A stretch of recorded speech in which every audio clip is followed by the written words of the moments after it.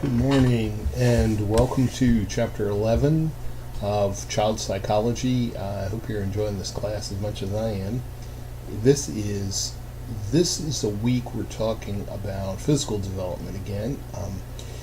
This is a new unit. We're having to deal with what I call the school years. Not that a lot of, probably even most children have probably already started school, preschool.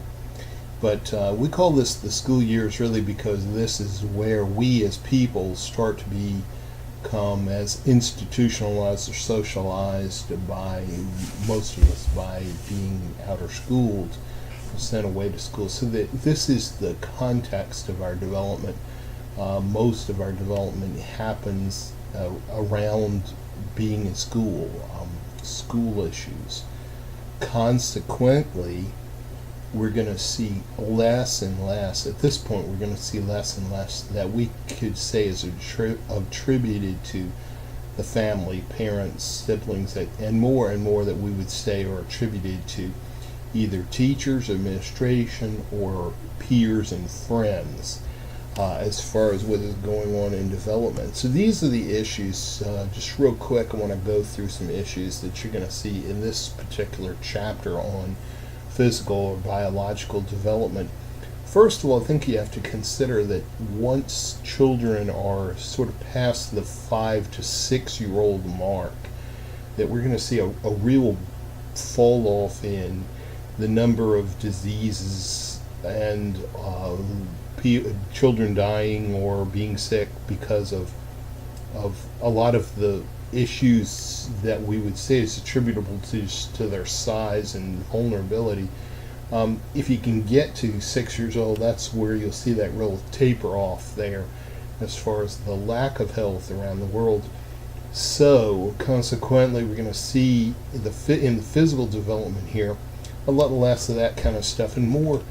We're going to start to see at this age that we can take children and really start to compare them and see which are the ones who really have this problem and then address it, of course, and to do something about it. We don't, before that, in the children in the ages of the last unit, we might have to say, well, this child is just kind of behind in the development, where once they're to the school age, where it's not so much you're just behind in development, but there's a problem, we have the solution, or we have something that can help the child to keep up with his or her peers. So there's a lot of that. Look for a lot of brain development. Now, we're not going to see a whole lot of change from year to year as far as height and weight. Here's the thing, is we're going to see those changes, obviously, but they're not as dramatic as they would be in the first 4 or 5 years of life. So that kind of thing is sort of tapering off. It's gathering strength, and when we hit puberty, obviously, we're going to see a lot of more physical change from year to year, from day to day even. But body growth we don't see that as much in this age. What we're going to see is probably brain development, a lot of brain development, and consequently this is why school is so important, because it challenges the child. It gives those children the opportunity to solve problems, to have to do things that are not easy, to learn how to do things that they don't want to do sometimes. And all of those challenges are really, really important for the development of our brain. Development of our brain. We're going to see some motor development. Most of the motor development is probably associated with skills, specific skill development. This is the age where you'll see a lot more children participating in sports. Toward that end, participation in sports and physical activities, we're going to see that also we can easily identify when children are not as active in sports. And these are children that tend to be obese or overweight. That is a problem because we're seeing really more and more of these diseases associated with being overweight. I mean, there's the social effect, but there's also the physical effect of an increase in diabetes. I remember literature many, many years ago, maybe 10 years ago, said in the next 20 years, so that'd be about 10 years from now, that we would see at least 1/3 of all school-age children with diabetes. 1/3. And that speaks a lot of our lack of activity in childhood, and also the way our eating habits go. You're also going to see, I think in the last 20 years, there's really been an increase in the amount of asthma. I'm not really sure of why that is. It's probably that we recognize it more than we used to. I don't think that there's that much difference in the environment that I would see asthma develop. But we're going to see that we recognize a lot of things that maybe 20 years ago we just probably told the child, just deal with it,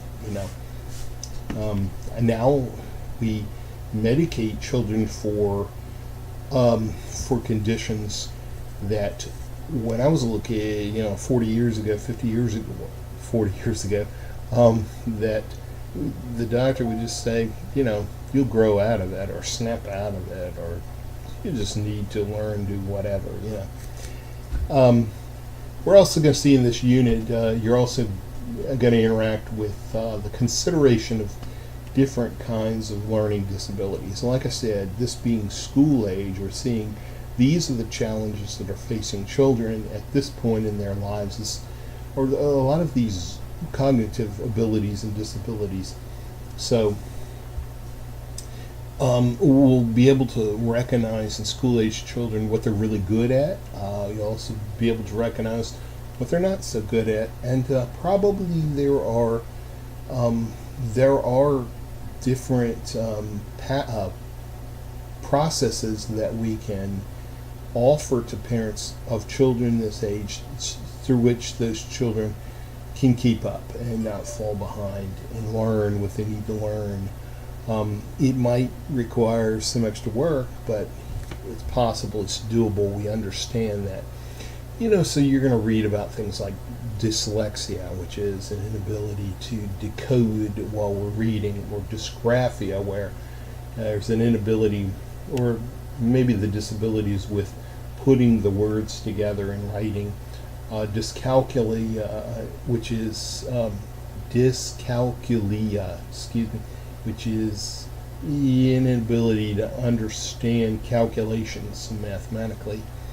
This is where we're going to see, at least in the last, I'd say maybe 15 years, there's been an increase in ADHD. Now, that, I would say, these are diagnoses of ADHD. So what would be the reason for that? Well, it's just that we recognize it more. It's also that this is something that we should pay attention to, and I'm not saying that there is no such thing as ADHD. That's not what I'm claiming. What I'm claiming is that we have to be careful when we diagnose something that's like the result of something, and we draw a conclusion based on not full evidence. That what we're doing is we're not idealizing a situation or a behavior and manipulating some way the situation or the child in order to get that targeted behavior. That we have to be careful that we still appreciate the child in that, and that we're not doing what we're doing just because we want to see an end result. That we're really more interested in what's necessary for the child. Okay. Something else, another condition that you might see more of than you saw maybe 20 years ago is autism. I don't think that necessarily there's any reason that more children have autism more than we see things that we didn't see 20 years ago. We have the technology now to recognize the real physical differences in the human brain. That gives us an opportunity to give a real, true diagnosis.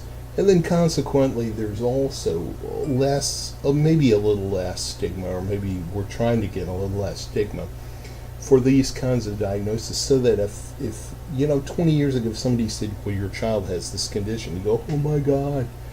But now you wouldn't go, oh my God. You go, okay, well, what can we do about it? Because there's stuff to help the children.